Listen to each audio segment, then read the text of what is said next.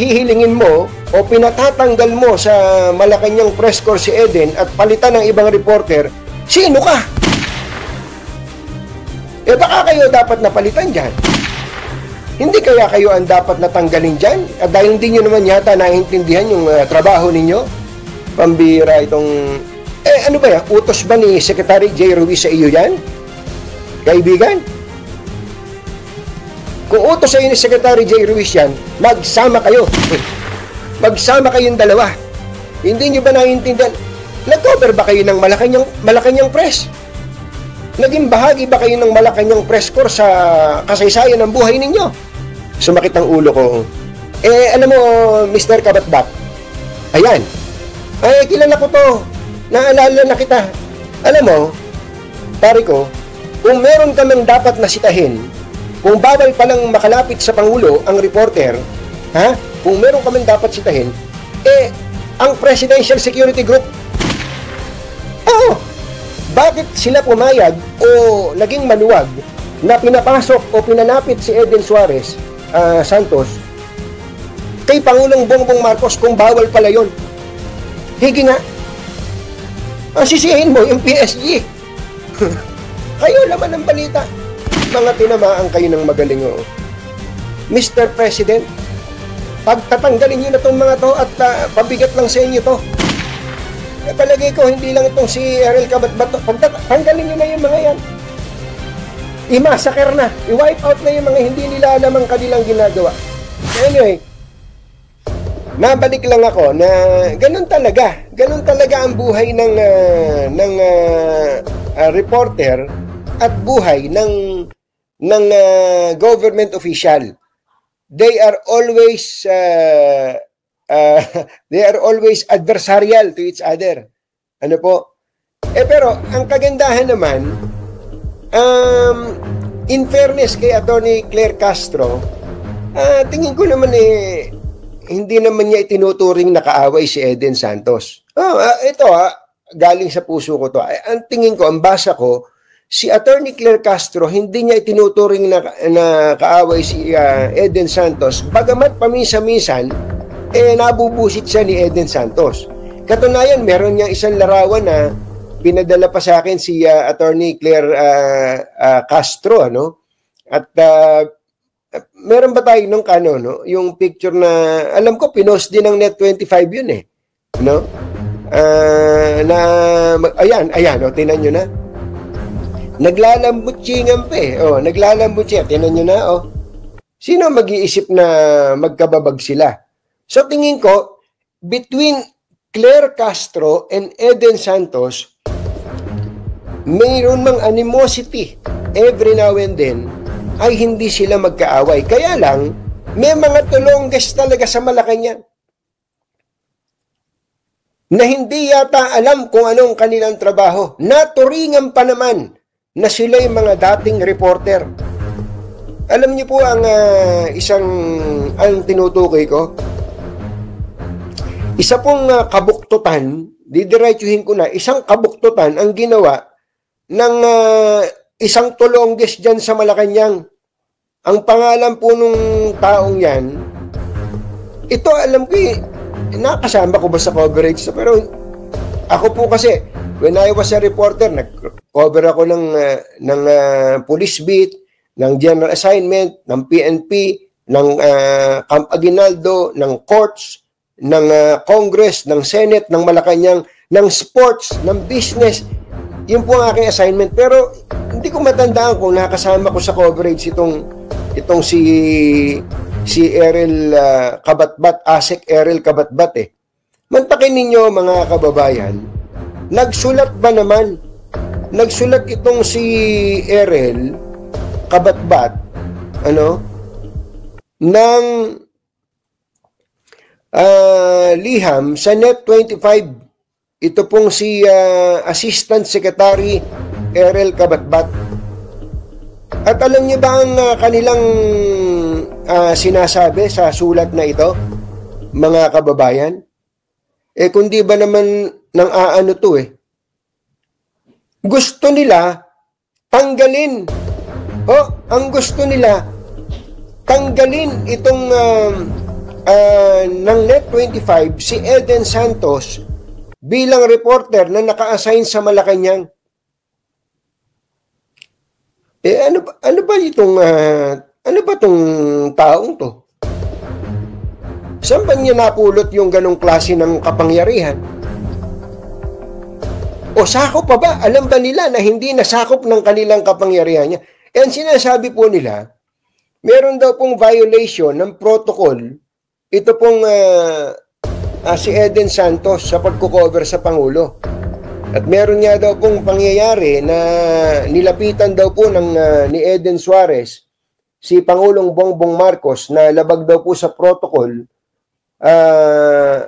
At hindi lang daw po minsan, 2 beses pa yata na nilapitan ni Eden ang Pangulo. Doon po bang ang Pangulo naging witness sa pag-destroy sa mga illegal drugs ng PDEA. Sumakit ang ulo ko. Alam mo, Mr. Kabatbat. Kabatbat nga ba ang pangalan nitong tao na to? Kabatbat? Oo. Alam mo, Mr. Kabatbat. Ayan. Ay, kilala ko to. Naalala na kita. Na-cover. Baka nakasama kita. Tama. Errol Kabatbat. Siya po ay Assistant Secretary Errol Kabatbat ng Presidential Communications Office. Alam mo, pare ko, kung meron ka mang dapat nasitahin, kung bawal palang makalapit sa Pangulo ang reporter, kung meron ka mang dapat sitahin, ang Presidential Security Group. Oo, bakit sila pumayag o naging maluwag na pinapasok o pinalapit si Eden Suarez Santos kay Pangulong Bongbong Marcos kung bawal pala yun? Higi nga. Kung meron talagang mga pwestong hindi pwedeng puntahan ng reporter sa pagkukover sa Pangulo, dapat makikita mo talagang hindi makakapasok. Isip-isipin mo, Asek papaliwanag ko lang sa iyo, isip-isipin mo, kung ginagawa nyo ng issue itong paglapit ni Eden Suarez Santos sa Pangulo, kung ginagawa nyo issue yan, dapat gawin yung issue. Ganun ba kaluwag ang pagbabantay ng PSG kay Pangulong Bongbong Marcos? Paano ko ang lumapit sa Pangulo? May daladalang stick ng banana cute, sinaksak na lang sa leeg ang Pangulo. Ba? Hindi ba? Di ba? Di ba? Bakit yun ang sisisihin mo, yung reporter? Ang sisihin mo, yung PSG. At ngayon, dahil dun sa sinasabi niyong paglabag ni Eden Suarez Santos sa protocol, hihilingin mo na tanggalin o pinatatanggal mo sa Malacanang press corps si Eden at palitan ng ibang reporter, sino ka? Baka kayo dapat napalitan dyan. Hindi kaya kayo ang dapat natanggalin dyan? At dahil hindi nyo naman yata naiintindihan yung trabaho ninyo?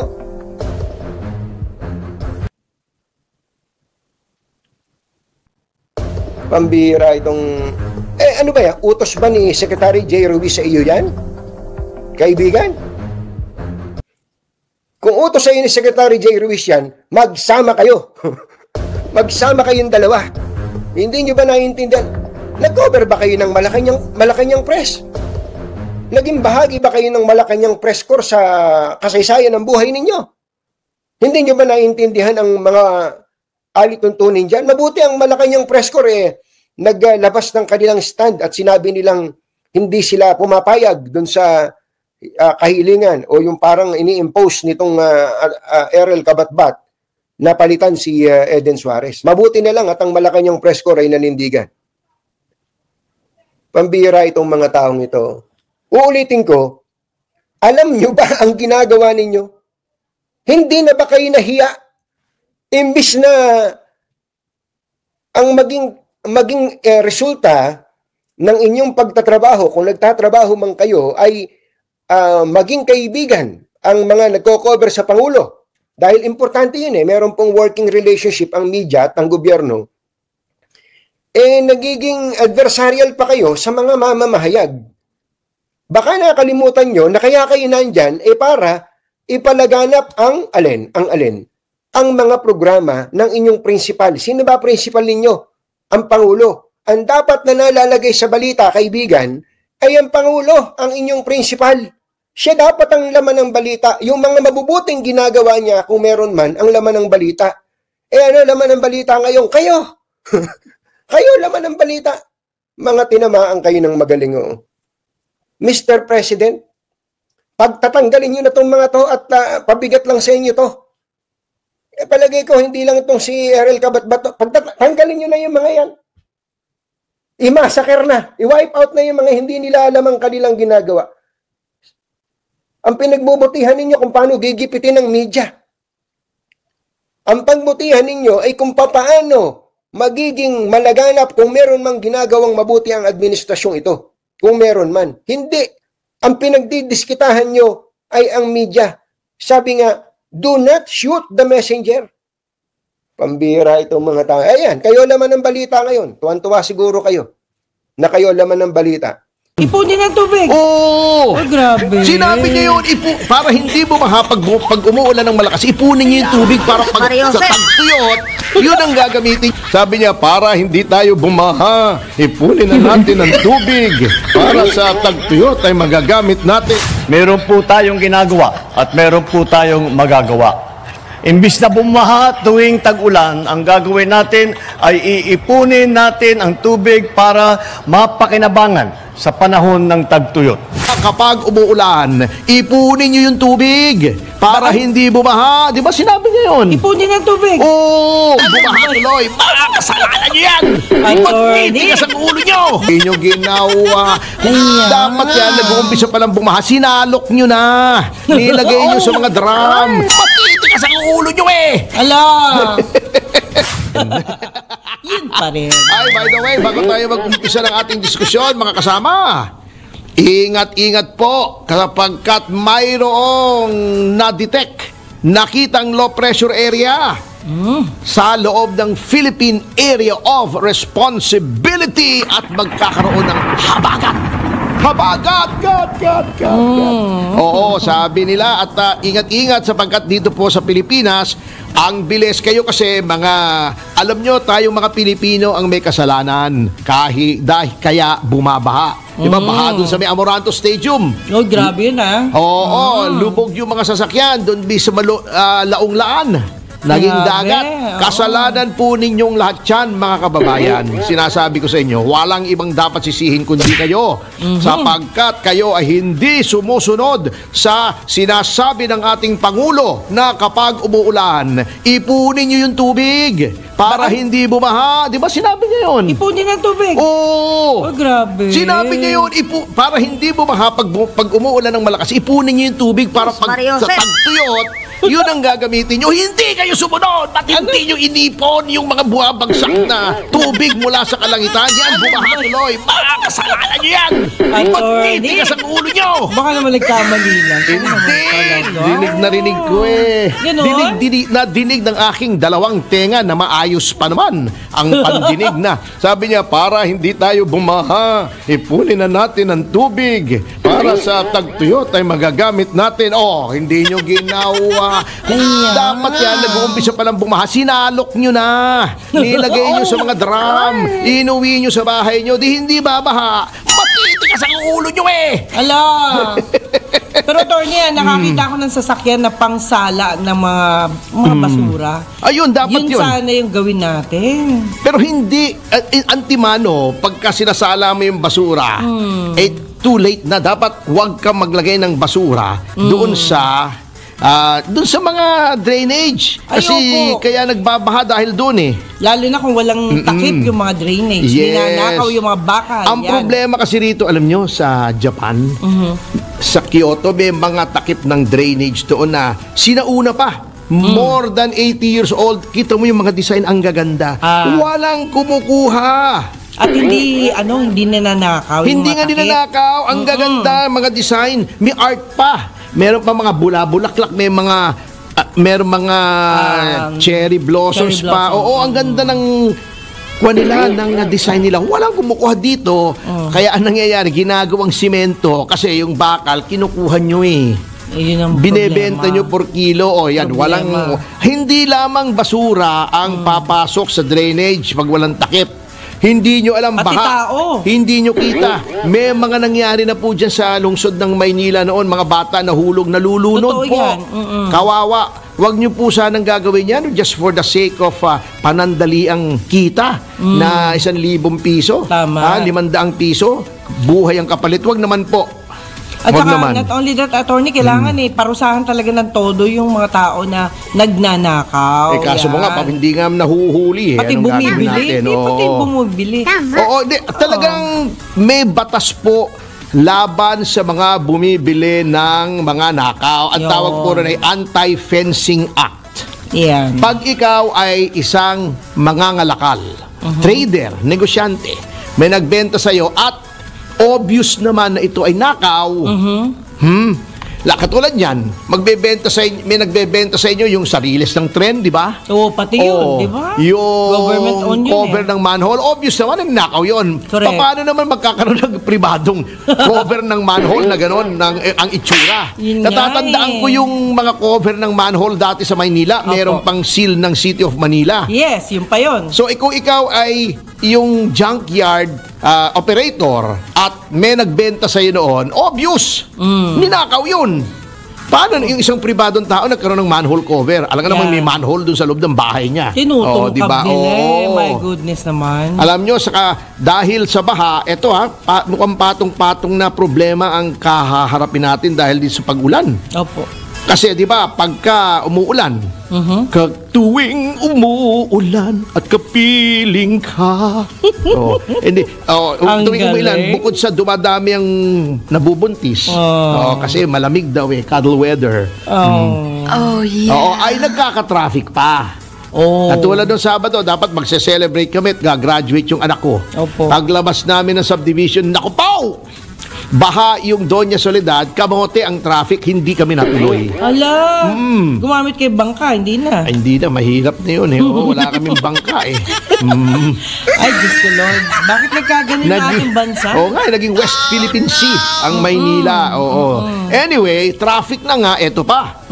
Merong nagbabanta, hindi lang nagbabanta, mukhang totoo na ito, na ang taya ng Department of Energy ay magkakaroon ng dagdag presyo sa mga petrolyong mga produktong petrolyo. Ito ang prediction. Yeah. Mabigat ito. Humawak kayo sa mga silya nyo at baka malaglag po kayo. Huwag naman. 3 pesos para sa gasolina. Oh. Bigat. Halos 5 piso sa diesel. Oh my Ano yung goodness. diesel? Oh, Yung nilalagay sa mga alam niyo po, Dati yan ang pinakamura eh. ewan ko, alam mo kasi Kengkoy nga nung panahon ni Noy Noy, sinabi nila, mahala natin kasi itong diesel. Ito daw diesel ay pangmayaman. Bakit? Yung mga SUV daw ay diesel. Oh my God. Hindi po, Baliktad. paano yung bus? Hindi pangmayaman ba yun? Paano yung jeepney? Diesel Kawawa din yun. naman yung mga jeepney drivers. Yes. Halos 5 piso. Kerosene naman, 4.50 pesos Oh. ang itataas. Mabigat! 5 piso. Yun ang sinasabi kasi namin noon sa mga mambabatas. Ang tagal-tagal na ako'y active sa Pasang Mazda. Dapat may batas yan na pag ganito ang presyo ng gasolina, dapat ganito rin ang presyo ng Pamasahe. Automatic. Yun, mas maganda Benchmarking. yun. Hindi yung tuwing ganyan, tatakbo yung mga pobreng mga driver. Yung isang araw mahalaga sa kanila, ihihiring mo pa ron. Uy, maganda yun, ha? Oo. Hihingi. Good suggestion. Halos magmaluhod doon sa Magmakaawa. doon sa LTFRB, 'di ba? Bigyan nyo kami ng pisong dagdag pasahe. Kawawa naman, oh. Tama. Halos 5 piso.